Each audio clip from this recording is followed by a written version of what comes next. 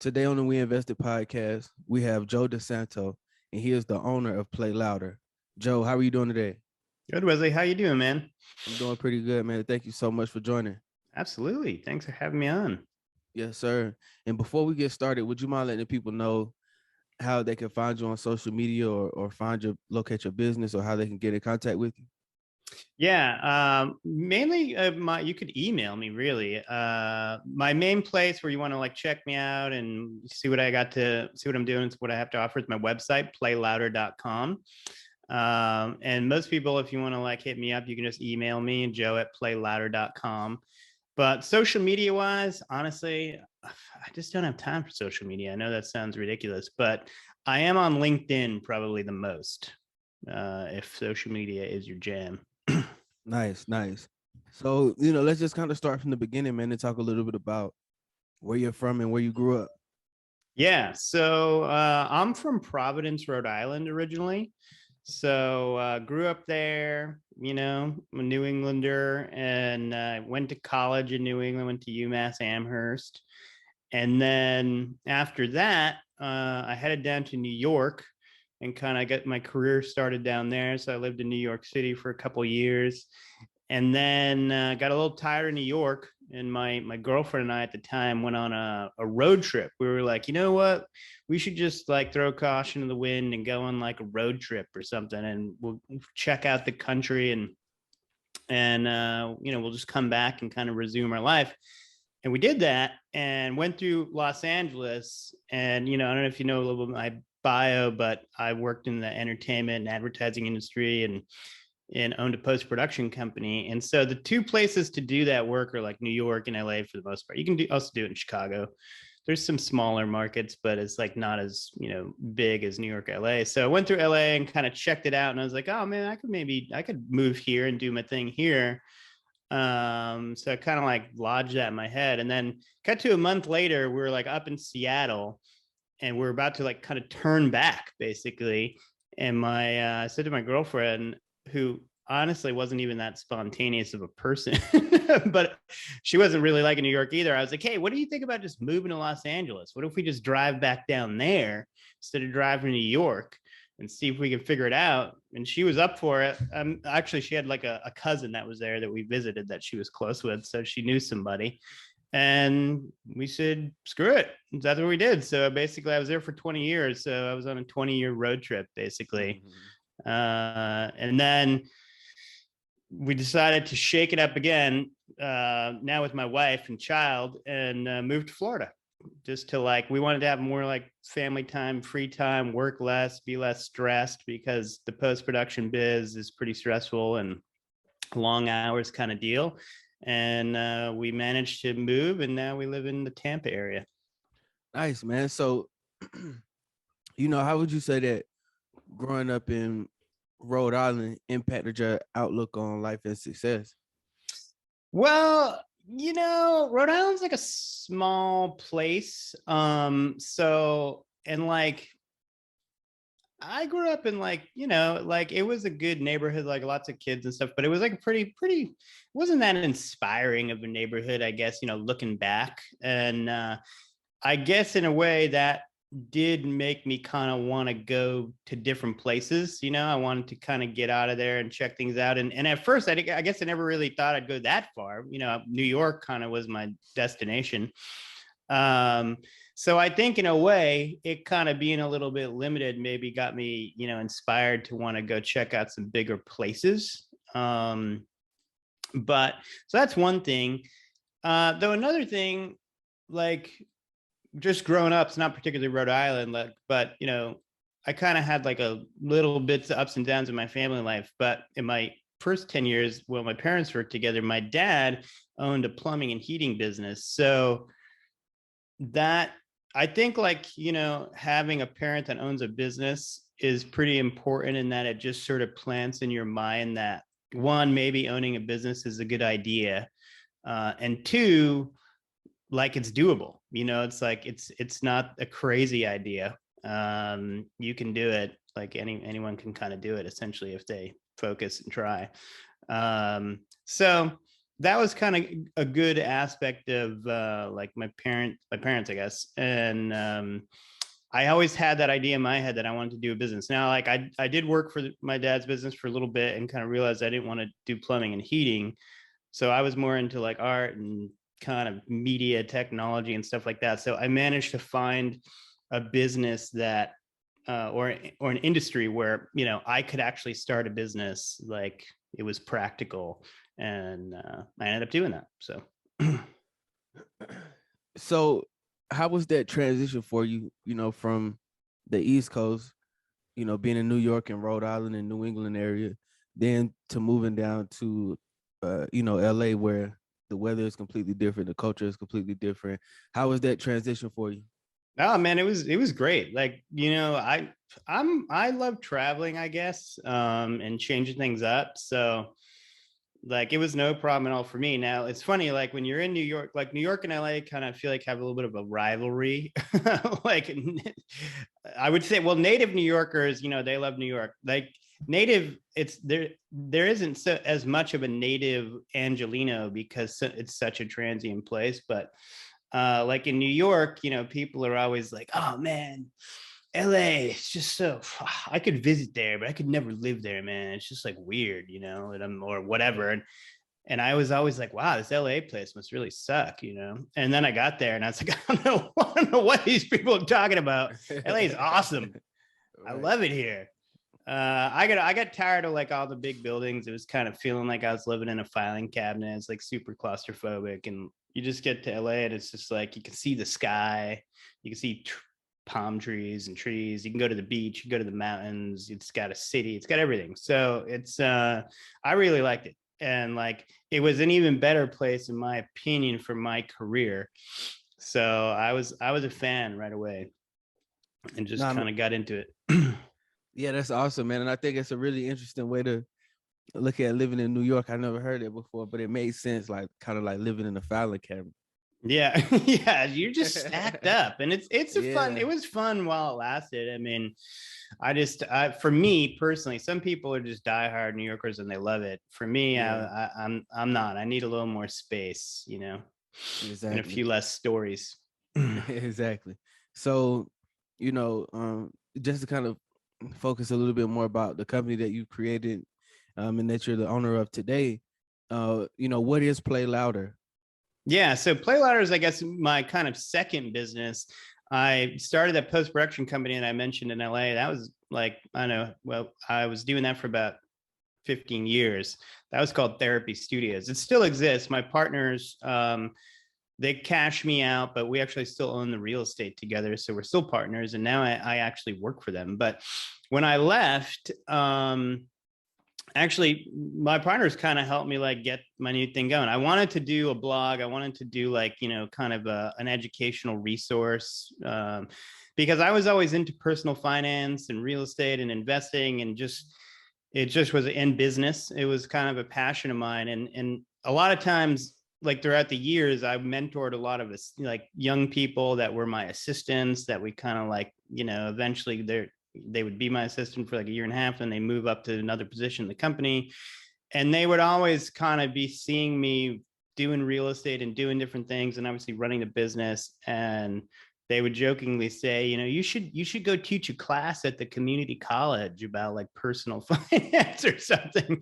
This was back when you would maybe go to the community college to take a class. Now you don't do that, but so I was like, yeah, maybe someday I'll do that. And then I kind of just, I don't know, I got figured out the blogging thing. I kind of came across that and people doing courses. And I was like, you know, if I ever do something different, maybe I'll do that. So when we left, I kind of set out to do the blogging thing, which I do. And that's Play Louder. That's my blog. And there, you know, I have courses, free courses, paid courses, tons of free resources. You know, you can hire me for coaching, and but also companies can hire me to be their CFO. So when I left, my partners, I always did the money side of the business. They were like, you know, obviously you've been doing the money this whole time. We don't do that.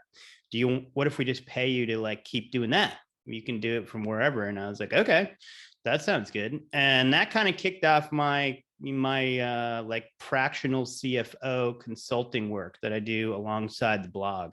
And I just kept doing the finance stuff for them. And then other friends of mine who also happen to own companies in LA were like, oh man, you're doing that now? Will you do that for us? We totally need someone to help us manage the finances because we don't have someone, that's a partner. And I kind of learned that for businesses, small businesses, if there isn't a partner that's like about, understands the money and like manages the money and like is the primary financial person, usually the companies suffer in that department because it's kind of hard to fill that role with an effective person. You can fill it with you can have a bookkeeper, but bookkeepers don't have all the experience of owning a business, running a business, and all the things involved with that. So I kind of realized there was this need for that. And it just kind of has grown. And now I do it for about 6 companies and a few higher income individuals as well.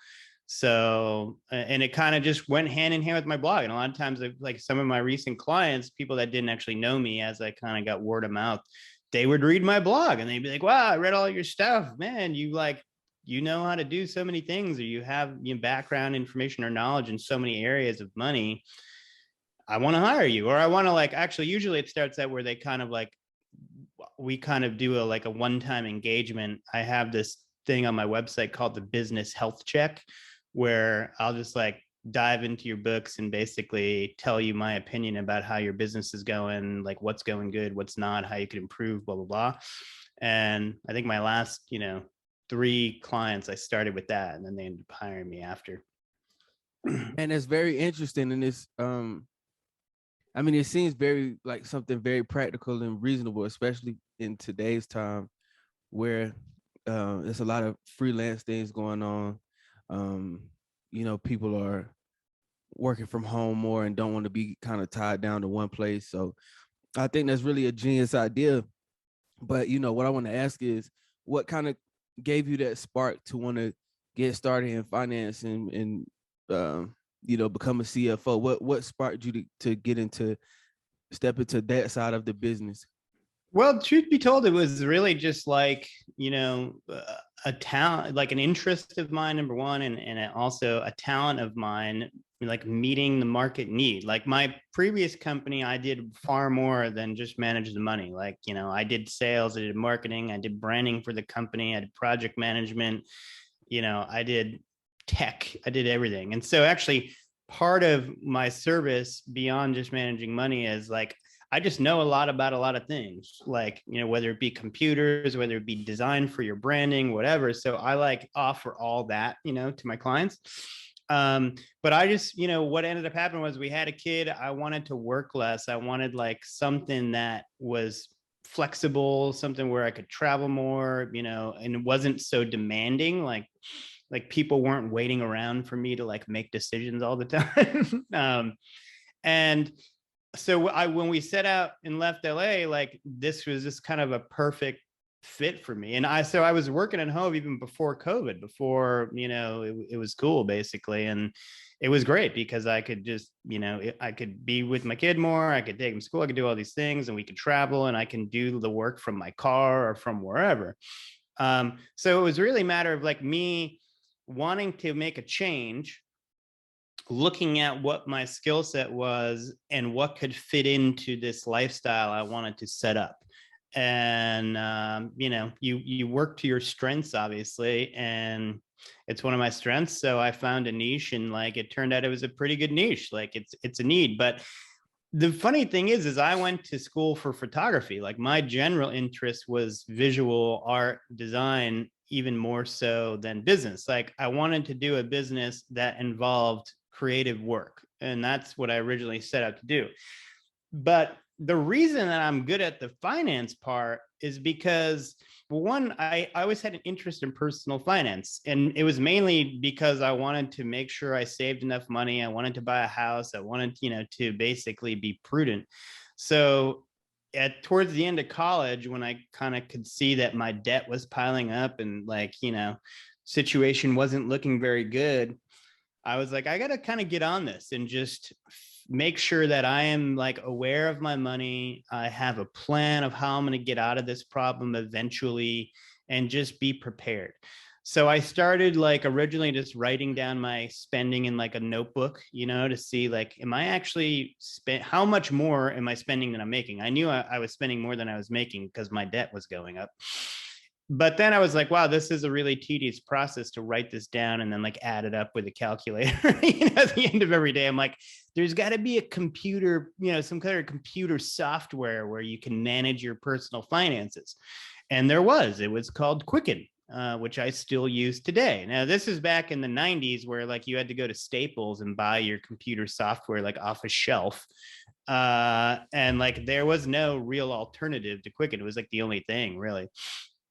Actually, I think there was like Microsoft and Money was like the only other one. But anyway, I started using Quicken and like it helped me to understand money, but it actually taught me like a whole bunch more unexpectedly. Like when you start to use software to manage your money, you really start to understand like how money works better, and you actually start what I call managing your personal finances like a business. Like you're doing bookkeeping for your personal finances. If you think of your life as the business of you, it's money in, money out. Like your job is your client, it's your income, and your life expenditure are your expenses. And you need to be making a net profit every year. And that's how you save money. And it starts small, and then you start adding in more stuff and investing in real estate and all this. And before you know it, you're actually managing, like a little system, almost more complicated than your just average small business, to be honest, because you're like I said, factoring in a lot of investing and real estate and different things. And before I knew it, I kind of like taught myself how to be a pretty good money manager just by doing it. And so then when it came time, actually it was before we started the business, I was moving up in the job I had prior to owning my business. I was kind of moving up the ranks in there, and I became the studio manager. And I needed to start to mind the money and like mind how much money the company was making, how much it was spending. And lo and behold, all of just using Quicken prepared me to really commandeer the financial aspects of this company. And at that time, they weren't even like using a computer, because like the guy who was doing the bookkeeping was older, and he was one of the previous owners. He had always done it on paper. And I go down to him, his name is Roger, and be like, Roger, like I need to like know like the finances, like income, expense, how did we do last month? He's like, okay, yeah, no problem. Come back in a couple of days and maybe I'll have something for you. And I'm like, a couple of days? Like I need to know today. This is when I have time to do it. And he's like, well, so I'm like, okay, we got to computerize your book. So I taught myself QuickBooks. We got the whole company computerized, and I realized that, again, Quicken kind of prepared me to do all that. And because I was interested in money and interested in finance, and sort of just been honing this skill of like understanding how it all worked for a number of years at that point, I realized I could manage the finances and be the CFO of my business. And then so when we started it, that's what I did. I did all the books. I even paid all the bills. I cut all the checks. Like it was just the four of us. So I did my regular job, all day. In the evening, I would pay some bills, and on the weekends, I would really like actually do the books. But it's more than just bookkeeping. It's having the data to look at how your business is doing, and that's the real critical thing that's happening there. Is you have good data to say, okay, I see that we're doing well, but I see that this component or area of the business is doing better than this area of the business, or I see that we spend a lot of money on freelancers doing this particular thing. It might be time to hire a full-time person, and so on. Or I see like, we have some unused capacity for this and this and this person. What else could we do to like, make more money like per head essentially on our employees? Then I just, I used to do budgeting for my personal life to, make sure that I was going to have, make enough money and, have a net profit, AKA savings. I did an operating budget for my own business. It's all kind of the same. And then as your business grows and more is going on, you just keep adapting and getting better at it. And now it's like, okay, we're going to buy a building. Okay, we got to like borrow $300,000 to build a new, music studio out. Okay, blah, blah, blah, blah, blah. But I always say to like a lot of times when I talk to young people and I say, you got to start managing your money because it's like, it's going to do more for you than just the money management. They're like, well, but I don't have much going on. You know, it's like, I got a checking account, I got a car payment, I got a student loan.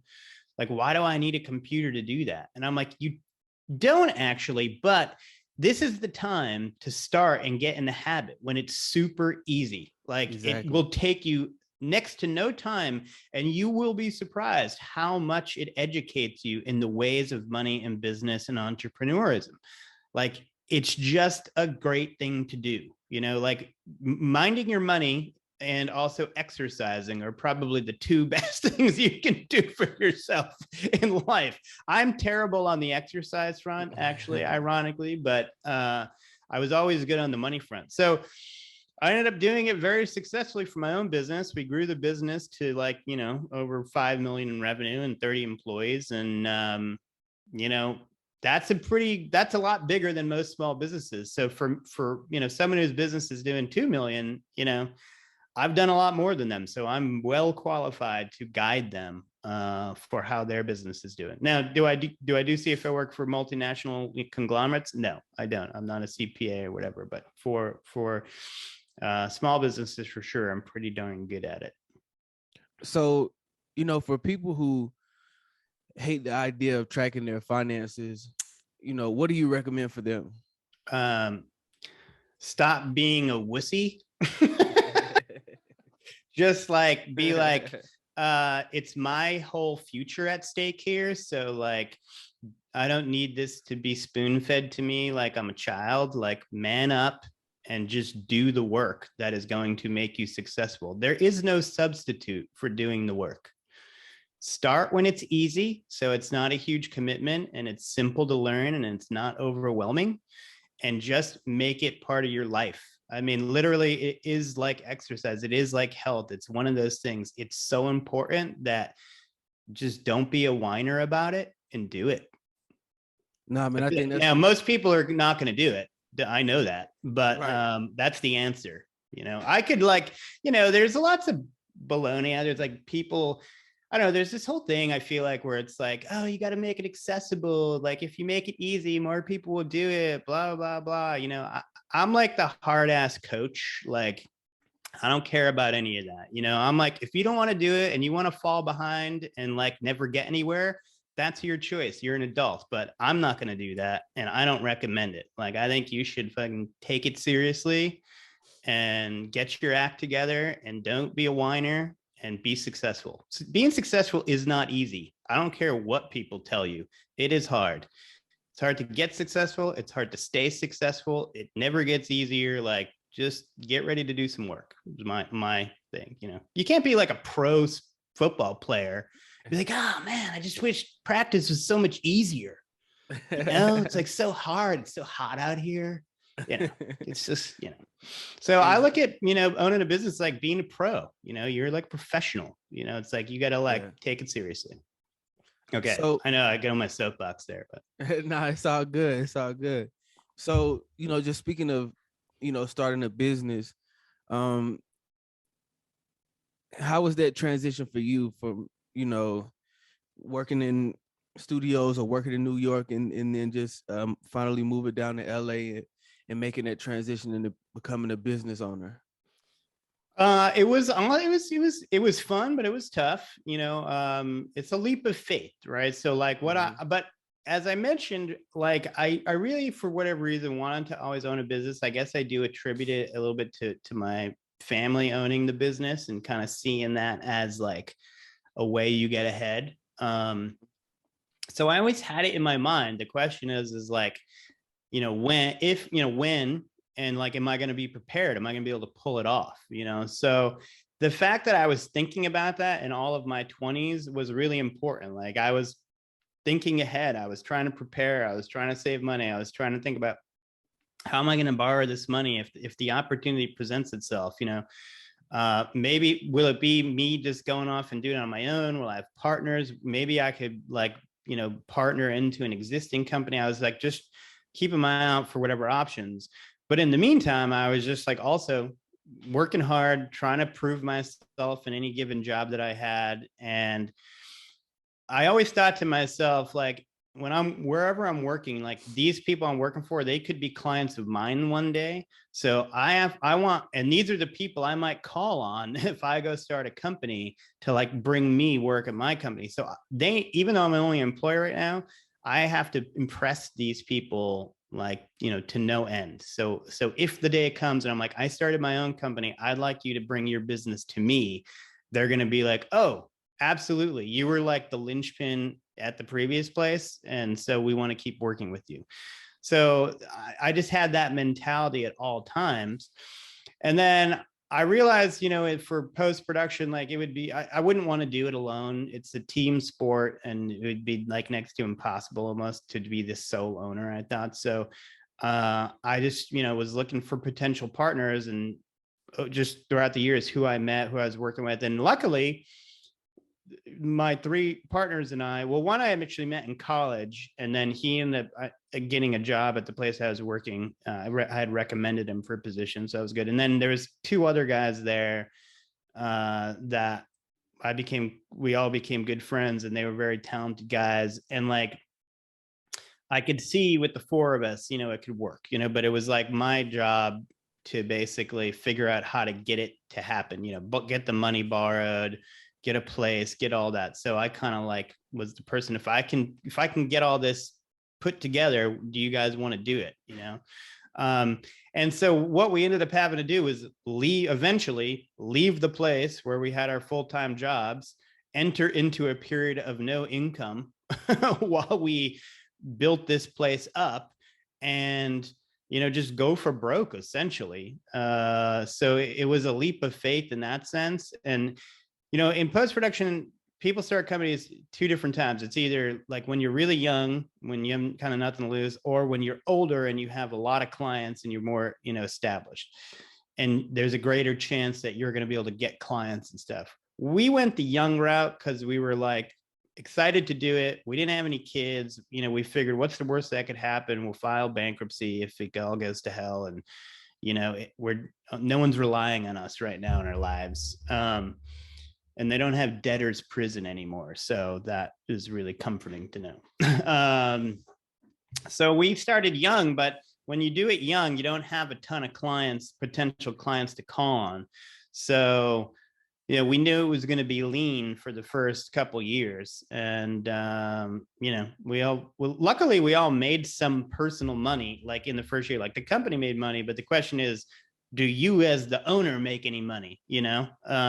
Luckily we all made some money, enough to kind of get by. But we just worked a ton of hours. We kind of, what I call, built it brick by brick. Like every single client we got, we just tried to do the best possible job we could, went above and beyond, all that sort of stuff, and hope they recommended us or whatever, and word of mouth worked in our favor. And luckily it did. It's still going today, and it's stronger than ever.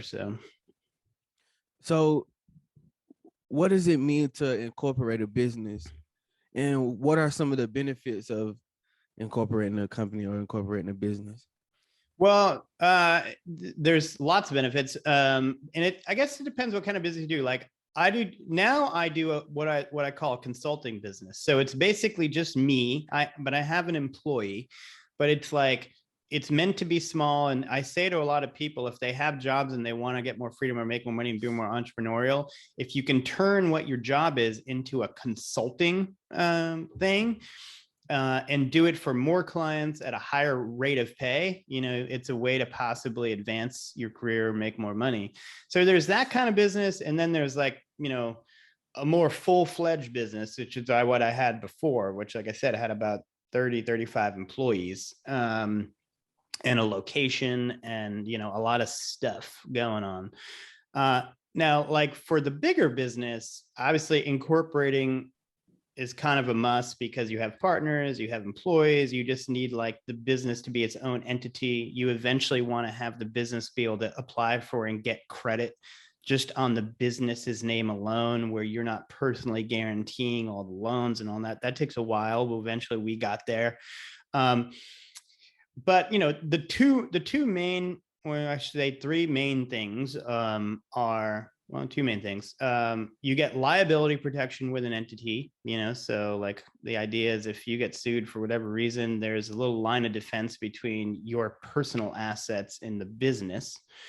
And then also when you have a business, you're getting financial benefits, largely in the form of tax benefits, because you're being able to deduct so much of your expenses off the income of the business.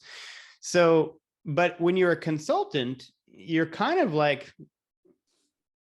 really just doing your job, but you're treated like a business. So you get a lot of those tax benefits. You get to deduct your, whatever it is you're using for the benefit of your business. If you're using your car, you can deduct part of your car. If you got a home office, you can deduct some of your home office. If you use your computers for your business, you get to deduct those. So you end up with a lot of tax savings. And if you incorporate, like if you're just a consultant or an independent contractor, you can do it. You can get those benefits without incorporating. But I think, for the extra expense, you legitimize the business. You give yourself the ability for the business to get credit on its own. Eventually, you do get that liability protection, and you can get even a few more potential tax benefits when it comes down to eventually doing your tax return at the end of the year, depending on what kind of entity you are.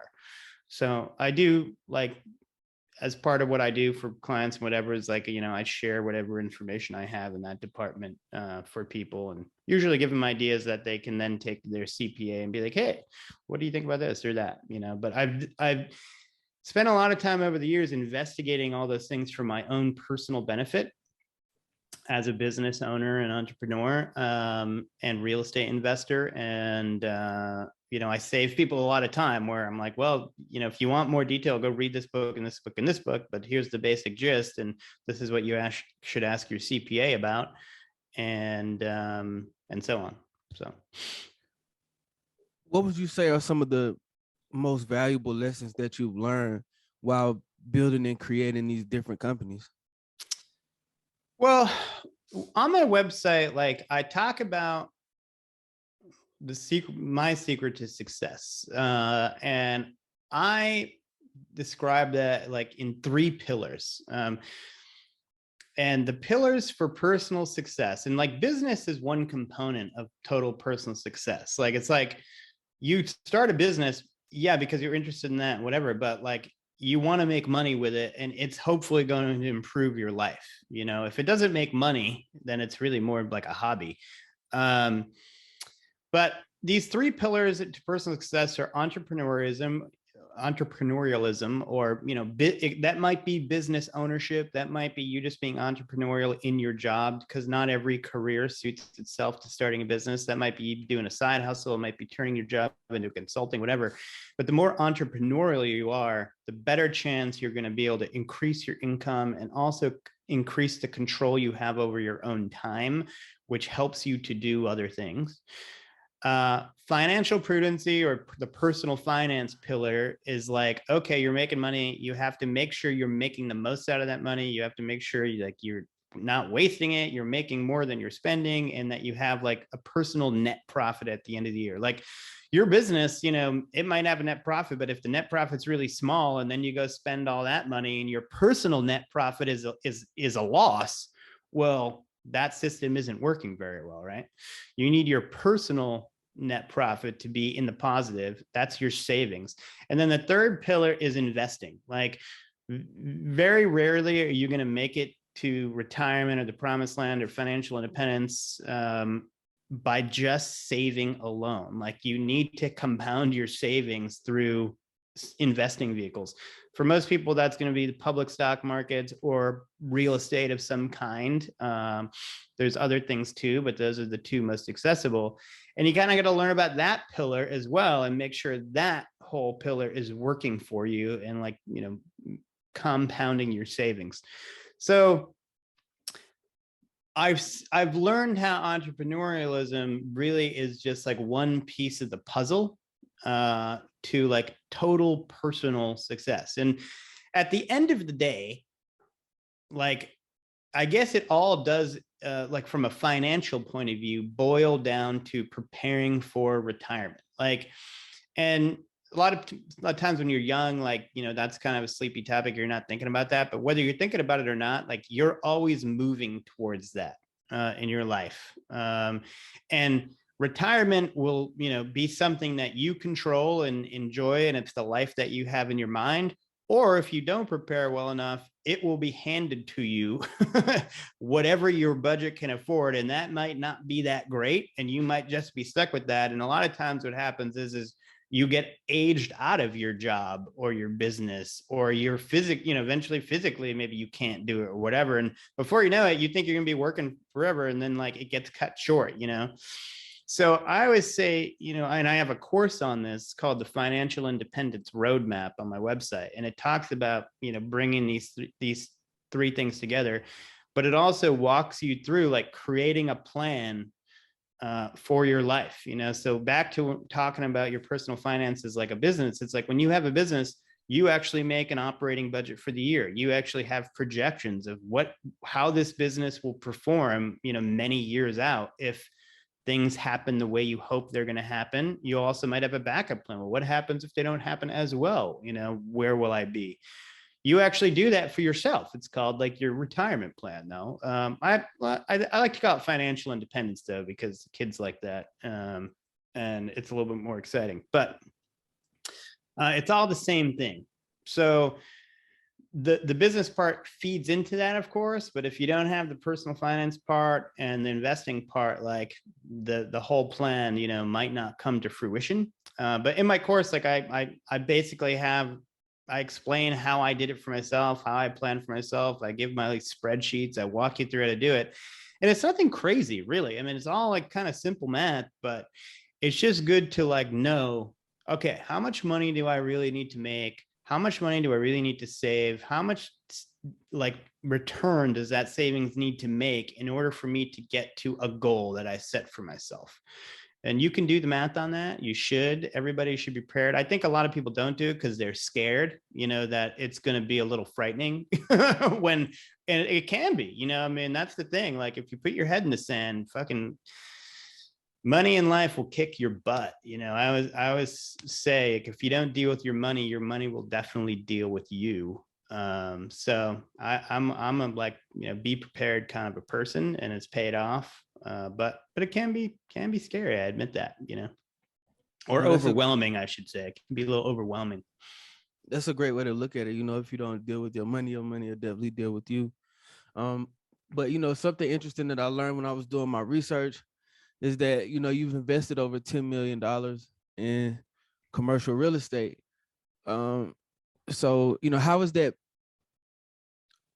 How is investing over $10 million in commercial real estate personally benefited you or help enhance a business or enhance your personal life? How has that helped you? Yeah, well, it's enhanced all those things. And I'll tell you why I even got to that. Like, so the commercial real estate we did, it was 2 buildings, but we bought them for our business. So I've invested in a lot of other residential real estate that was just, straight buy it, rent it out to someone, and, made money or whatever. The commercial real estate I did was specifically for buildings for our business, but I was like, well, we're renting spaces for our business. So we're spending a lot of money. Like, we need to if we can put that money to better work, meaning turn it also into an investment, we should. And it's like, when you start building a bigger business and you got to get a bigger space, you often have to spend your own money to build it out to suit what you want, and I was like, post-production companies in particular are really nice places. So I'm like, I don't think it's smart for me to go spend like, $1 million building out someone else's building, make it all super nice. Like, I want to own the building. So that's what we did. But we also were like, we want to make money with this too, like on the real estate in itself. So we found buildings that we could like really kind of develop, like took them from warehouse space, got them rezoned and turned them into creative office. It's like a whole change of use. It's a big kind of development process with the city, especially in LA. And we saw them as not only they were going to be the homes for our business, but they really were real estate development projects. But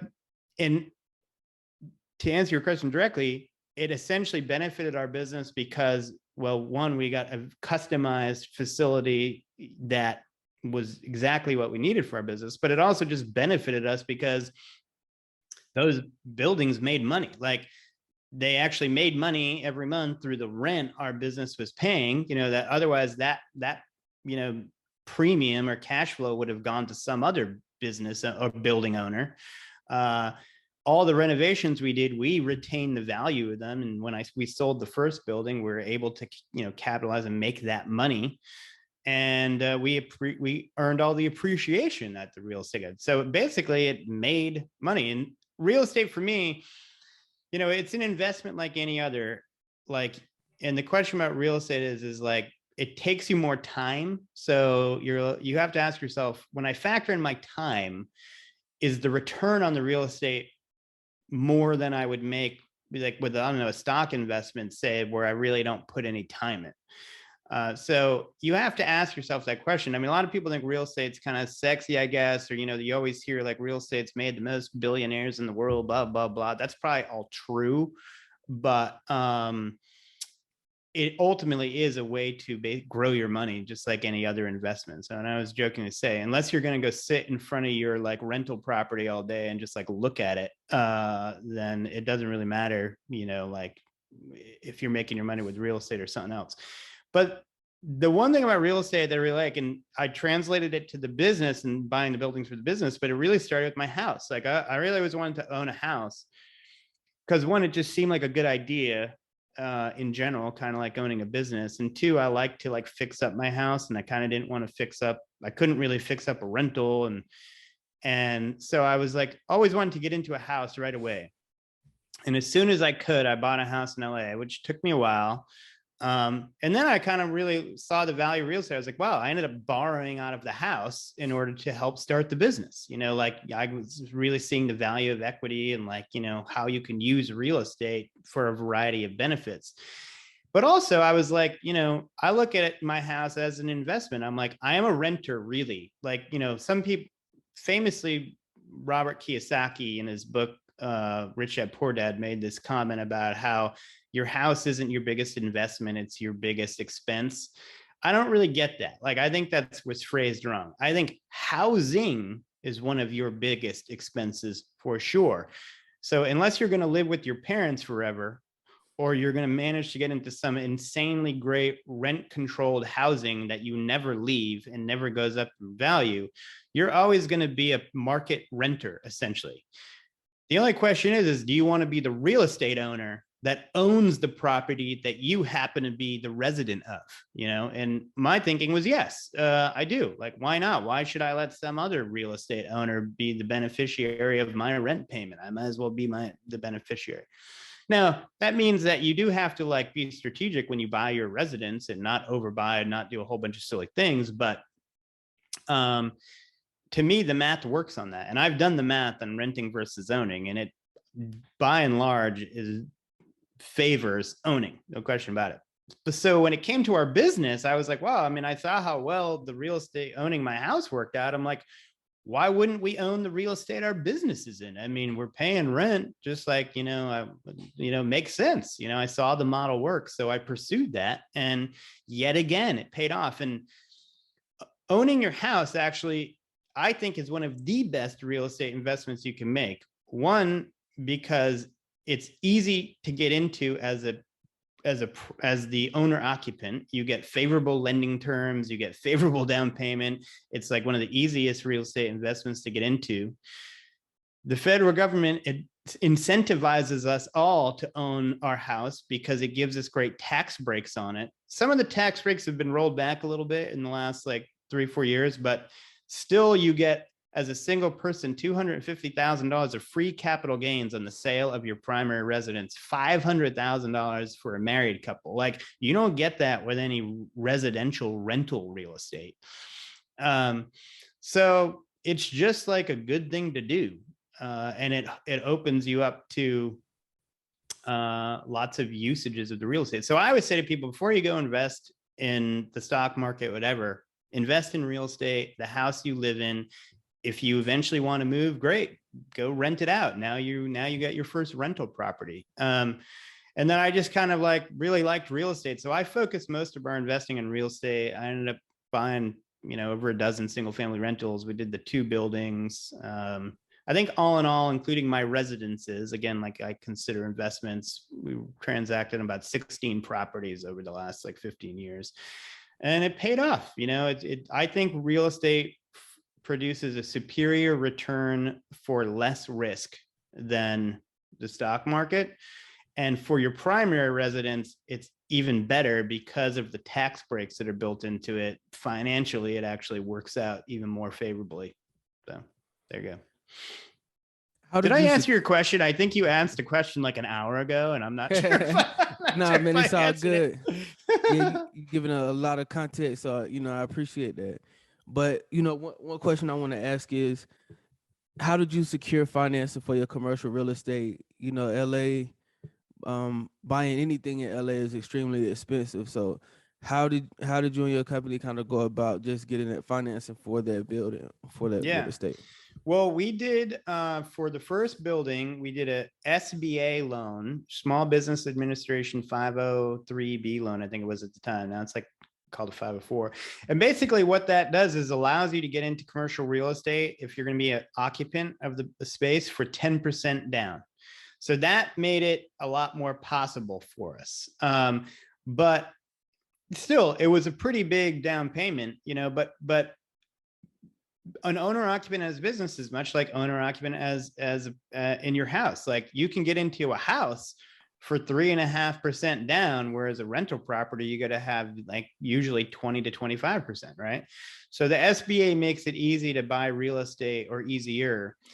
And luckily, by that time in our business, it was year 3. We were making more money. We actually had a pretty sizable credit line. Now, you're not supposed to particularly use your credit line for the down payment, but we ended up using some of our credit line for the down payment. The guys and I basically, we had done better in the second year. So whatever we had saved, we now took that out of our bank account and threw it into the building. And then I managed to like finance some of the renovations through unique approaches. Like I got a loan. Well, what ended up happening with that building is it was 2007 and the financial crisis kind of hit, and we lost our construction financing literally right 2 weeks before we closed in the building. So I kind of had to scramble because if we didn't go through with the sale, we would have lost our deposit, which is like a couple $100,000.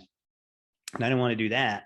And we had already given up our current space. So if we didn't move forward, but we had to get the renovation done. So I went to the seller and I said, listen, I'm sure you don't want to put your building on the market now that the financial crisis has started, because I don't think anyone's going to buy it. And I know you're making a huge profit on this building. So I need you to give me a loan to do construction financing. So they gave me a $125,000 loan. Then I managed to like finance some of like the mechanical equipment for the building using equipment leases, which are like easier to get done, which is a very unique way to finance construction.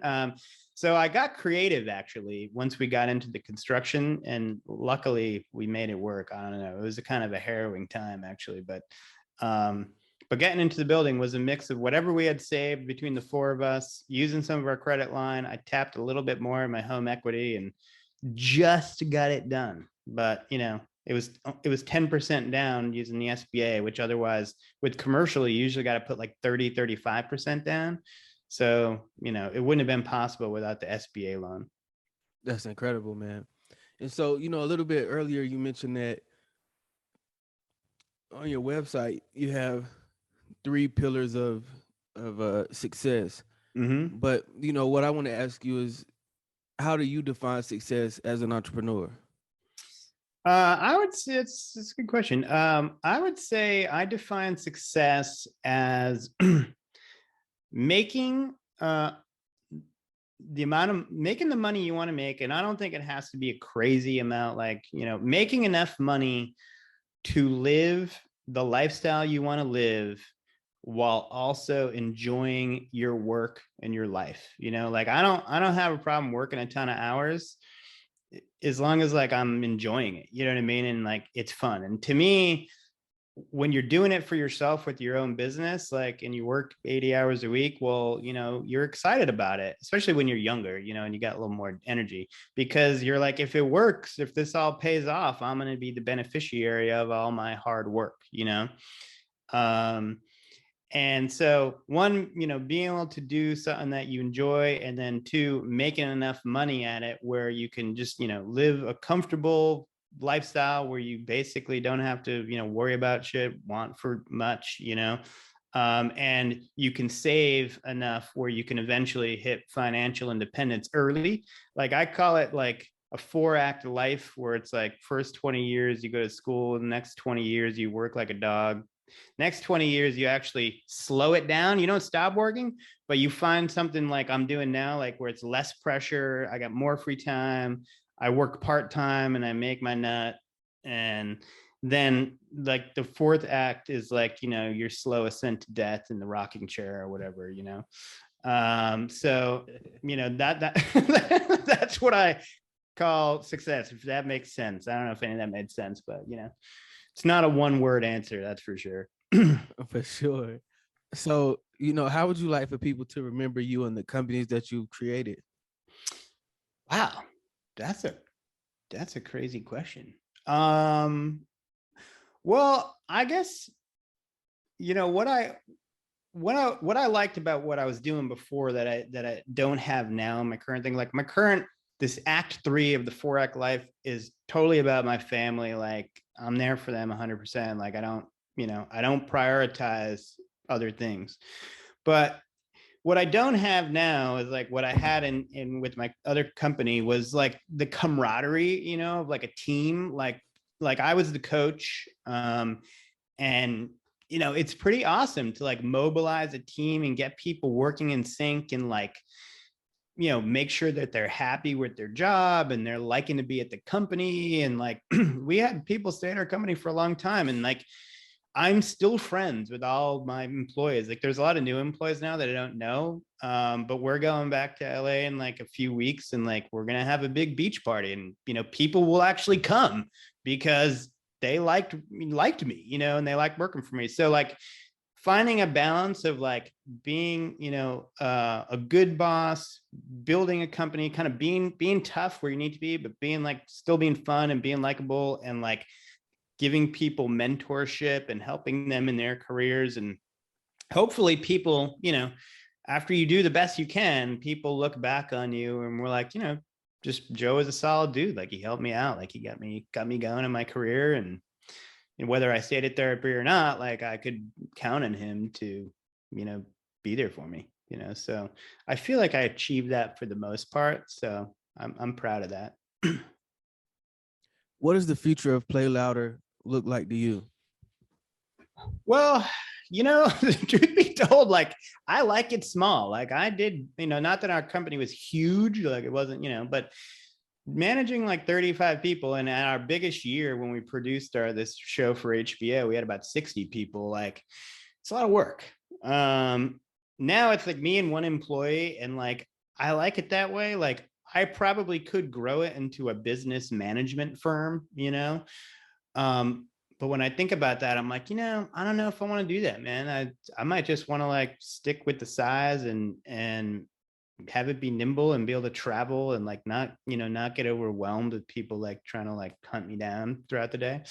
But I guess though on my website and stuff, like I really do want it to be like a valuable resource for people. Like I hope that, I guess, you know, what people say about it, you know, kind of like my old business when I was just saying about them thinking of me, like I hope they look at Play Louder and look at it as like a genuine, legitimate source of quality information that had like a positive impact on their life and their career and their decisions, you know.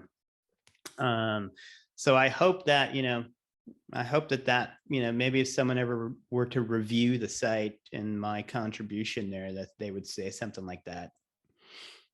Man, Joe, that's incredible. I mean, I really enjoy, you know, talking with you and speaking with you and getting a chance to learn more from you. And I Thanks, really, Wesley. you know, appreciate you spending that time with us today. But Absolutely, man. I hope your audience is still awake right now, because I know I just talk and talk and talk. But But it was fun, Nah, man. I appreciate it. Thanks for listening to all my jibber jabber. Nah, man, it was incredible. It was full of like valuable and very useful information. But Thanks. you know, before we get out of here, man, at the end of every podcast, we like to play a rapid fire question game All right. where I ask you 3 questions. So, you know, if you're willing to play, I'll go ahead and ask. Lay 'em on me, man. Question number 1. Where's your favorite place to travel? That's a tough one. Favorite place? Well, I love the Caribbean. One of my favorite Caribbean destinations is the Cayman Islands. And I also love going to Italy. I did a semester abroad in Italy, so I'm not going to pick one. That's 2. Cayman Islands, Italy. Nice. Question number 2. What song represents your life the most? Wow. This is pretty funny that you asked this because I have a weird habit of listening to the same song over and over and over and over and over again. And I have these elaborate daydream fantasies, much of which included starting a business and stuff like that. So there was one artist that when I was riding the Long Island Railroad and thinking about when I would start a business someday, and I would even imagine like what the party would be like and stuff. And this music isn't even party music, was Dave Matthews. I don't know why. Okay. But I would just listen to these certain songs and it would just it would take me to the place of daydreaming, and a lot of those dreams came true. That's incredible, man. And I see you got the acoustic guitar behind you, it looks like. So that's my wife's, man. I wish okay. I love music and I can dance. I got a lot of rhythm, but I cannot play an instrument. I don't know what the deal is with that. All right, man. A little final question. What's an amazing thing that you did that no one was around to see?